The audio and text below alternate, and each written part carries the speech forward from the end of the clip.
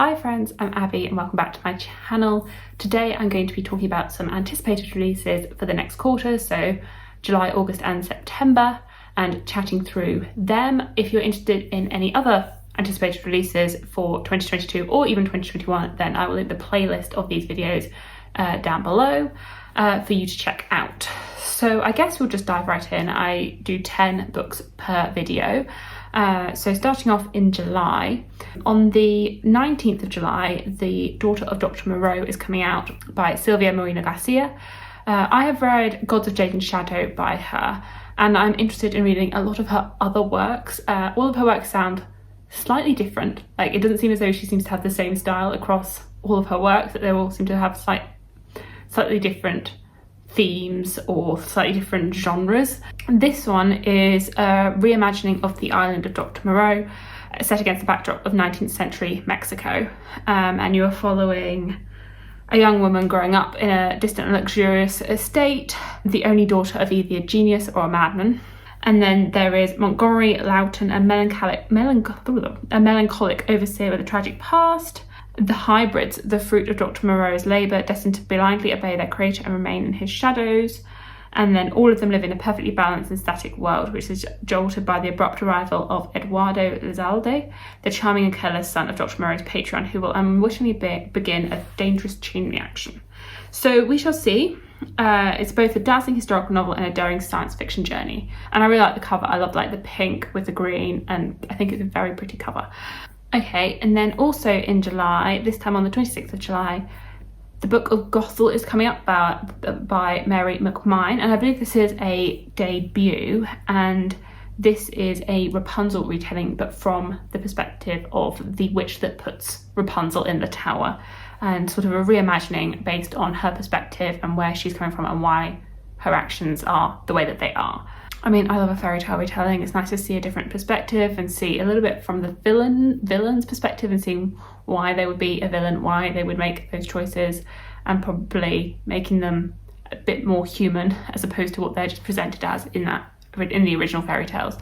So definitely interested in checking that one out. Then we move into August, and August seems to be a very busy time for new releases. I feel like it's a bit bizarre. I can't remember August being this busy normally, but it seems to be a very busy month, particularly towards the back end of August. It's just a run of new releases at the back end of August, which is probably going to be a little bit stressful when I'm trying to figure out which one I'm going to read and when I'm going to read it. So on the 16th of August, The First Binding by R.R. Viddy is coming out. This is the first book in an epic fantasy trilogy, I believe, that so far has been receiving very rave reviews. I think Petrick has reviewed it, and this is marketed as an Asian-inspired Name of the Wind. I haven't read Name of the Wind, so I can't really comment on that, but that is the tagline or marketing for it. It's long, I know that much. It's over 800 pages, which is really quite long for, I think, a debut, or at least, yeah, pretty sure it's a debut. And you're following a main character, Ari, and his story, and I guess if it's following the Name of the Wind sort of style, then it's going to be him narrating his story and the whys and whats of what he has done. I mean, it's saying, I buried the village of Amper under the mountain of ice and snow, then I killed their god, I've stolen all magics and been cursed for it. I started a war with those that walked before mankind and lost the princess I loved and wanted to save. I've called lightning and bound fire, I am legend and I'm a monster. My name is Ari and this is the story of how I let loose the first evil. So sounds good to me, and I really like the cover. No, I shouldn't be judging books by their cover, but I think it's got a very pretty cover. I mean, I love those colours. I love the colours on the cover. They're just colours that really appeal to me. They're colours that I like to wear, so I like them seeing them on a book. There we go. And if Petrick likes it, then I'm going to read it. Always trust Petrick. If you haven't checked out his channel, then you should always trust Petrick's reviews, because he's pretty much always correct. Then the 23rd of August. Oh, I don't know what I'm going to be doing on the 23rd of August because of the books that are coming out. So firstly, we have Babel, or The Necessity of Violence, an Arcane History of the Oxford Translators' Revolution by R.F. Kuang.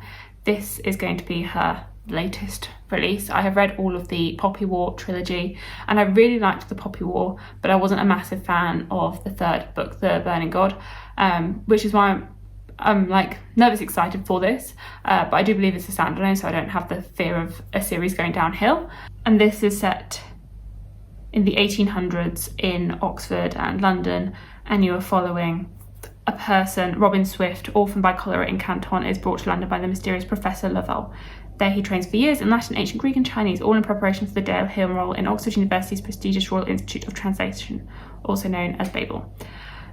So I'm nervous excited for this because I am from Oxford originally, or just outside of it, and I feel as though I'm just a bit nervous because it's my hometown, and I really hope that there aren't any inconsistencies in location or anything that's going to be glaring obvious as a local to the city, and knowing what it's like as a local. I'm really excited to read it though. I really hope it's good, and from the early reviews it seems to be just be getting 5 stars. Everybody is loving it, so hopefully that's positive. Again, Patrick really liked it and gave it 5 stars, so there we go. Also coming out on the 23rd of August is Love on the Brain by Ali Hazelwood. This is her second novel. I loved The Love Hypothesis, which came out last year. I absolutely loved that book, ate it up completely, and I have actually read all of the 3 novellas that she's done as well, and this is her next release, and I was very upset when I got refused for an arc of it. It's not fair. Don't the publishers know that I'm her biggest fan, or one of them? It's just not fair. Or NetGalley, it's not fair. So I'm really excited for this in any case. So once again, I believe this is set in the STEM field, following a scientist who is forced to work on a project with her nemesis with explosive results. So enemies to lovers in the STEM field yet again, and I'm sure I'm going to fall head over heels in love with it. I'm sure I will. I've really enjoyed Ali Hazelwood's writing style, so this would definitely be read. It's going to be a decision on the 23rd of August if I'm going to be reading Love on the Brain first or Babel. It's going to be a tricky decision, really, really tricky decision. Also, on the 23rd of August, I told you it was a very busy day in the publishing world. I don't know why they're releasing everything on the 23rd of August. The Undertaking of Heart and Mercy comes out by Megan Bannon. This is a standalone fantasy romance, and you're following Heart, who is a marshal, and Mercy, who is an undertaker, and they are in disagreements, I believe, or that they don't like each other. They are enemies, and they end up, I think, sending letters to each other and not realising who it is that they're conversing with, and becoming friends through these anonymous letters.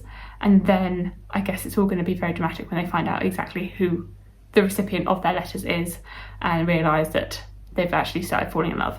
So yeah, I think it's probably going to very much lean into the romance, and probably have very limited fantasy elements to it, but I think it'll be cute. It sounds like it's going to be really, really cute.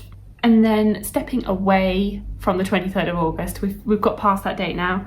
On the 30th of August, Kerry Soto is Back by Taylor Jenkins Reid is coming out. You don't look at the US cover. We don't want to talk about that. The UK cover definitely wins because the US cover looks like an advert for a spin class. This is the next Taylor Jenkins Reid set in the same sort of world as her Malibu Rising, Daisy Jones, Evelyn Hugo, that sort of world that she has created. It's following Kerry Soto, who is a character from one of her past books. I can't remember which one Kerry Soto was in. And I haven't really looked too much into the exact plot of this one. So I believe Kerry Soto is a tennis player, and we are following her through her career and her loves, I guess. And it will probably be the same sort of deal that we've had with the previous Taylor Jenkins Reid, where it's sort of a biographical take on a celebrity that doesn't actually exist, where you feel like these people could be real but they're actually not. And then we can move into September, and in September, on the 6th of September, The American Roommate Experiment by Elena Armas is coming out. This is the second book. It's not a series. This is by the same author as The Spanish Love Deception, which I read last year and I really, really liked it. I know it's had a lot of hype because of TikTok, but I really liked it and thought it was worth it. And this is her second book, and I believe it's now being picked up by a publisher and it's no longer being self-published. And you're following one of the friends from that first book. And you're following Rosie Graham and Lucas Martin, who are forced to share a New York apartment. And I haven't really looked too much into the plot, but that sounds like it's going to have a one-bed trope, or people in forced proximity.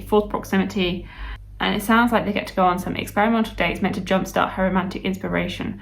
Rosie has nothing to lose. Her silly online crush is totally under control, but Lucas's time in New York has an expiration date, and 6 weeks time. 6 weeks may not be enough for either her or her deadline. Oh, exciting. So I'm very excited for that and seeing what happens in that. And then 13th of September, The Ballad of Never After comes out. This is the second book in the Once Upon a Broken Heart series by Stephanie Garber. I really liked Once Upon a Broken Heart. It was just so fun. It was a really fun read, and it's set in the same world as her Caraval series. It's very fantastical, magical, sort of whimsical, fairy tale-esque. And the first book you're following Jax and Evangeline, and Evangeline makes a deal with Jax, and which is something that you should never do. You should never make a deal with a fate, and Jax is like a fate because of how trickstery they can be, and then it is following them and that on their journey. It's very, I guess, sort of cliche, tropey, but it leans into it and sort of just runs with these tropes. I found it, the first one, really very, very readable. Like, I think I read it in a day, which is quite rare for me. I expect this one will be similar. I don't know if this is the conclusion or if there are any books coming after this in the series. There doesn't seem to be like much information on the series on if there's going to be more after it, or if this is the finale and it's a duology. It doesn't really say, but it looks like it's going to be very, very, it looks really pretty, at least the cover is anyway. Love the colours. I mean, it's got the same colours as the first binding, so, you know, I like the colours. And then finally, the final book, but it's more like a series that has suddenly just all come out, is the Regency Fairy Tales by Olivia Atwater. The first one being Half a Soul, the second one 10,000 Stitches, and the third one Long Shadow. And all three of these are coming out. I think they were originally published as ebooks all in April, and then they're all being released in paperback form in like one a month. I don't know if these were originally self-published and they've now just been picked up by Orbit and they're releasing them like this. But these just seem to be like, these sound so fun. These sound really, really fun. So Half a Soul is, I mean, the tagline is, it's difficult to find a husband in Regency England when you're a young lady with only half a soul.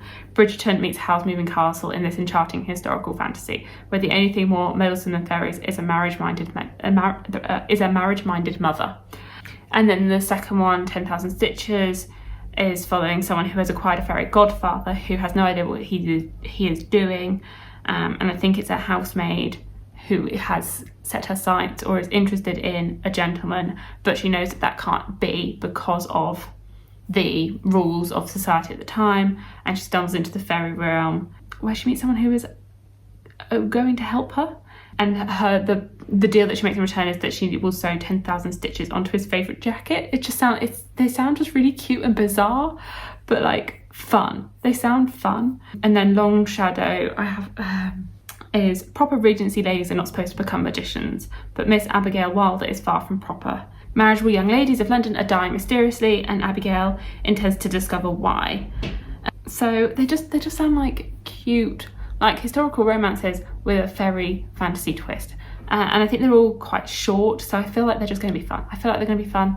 And I like all the colours. I imagine they're going to look really pretty when they're all together in the most like vain aesthetic comment I can have on these books, that I like the way the covers look. And they do seem to be getting like really rave reviews from quite a few authors that have reviewed them on Goodreads. It seems as though they're getting some quite big praise. There we go. So there are roughly 10 new releases that are going to be coming out over the next 3 months, and some of my thoughts on them and some synopses. I will link descriptions for each of the books down below if you want to look into them in more detail and read some more about them. Also, if you're after any UK editions of these, I do have a Blackwell's affiliate link, which I will link down below as well, which doesn't change the price at all for you, but it does support me and my channel. And sometimes the UK definitely has better covers. I mean, Kerry Soto, you do not want the US edition. You do not want it because the UK one is definitely superior, and Black Girls do offer free international shipping. Thank you so much for watching, and I will see you in my future videos. Bye!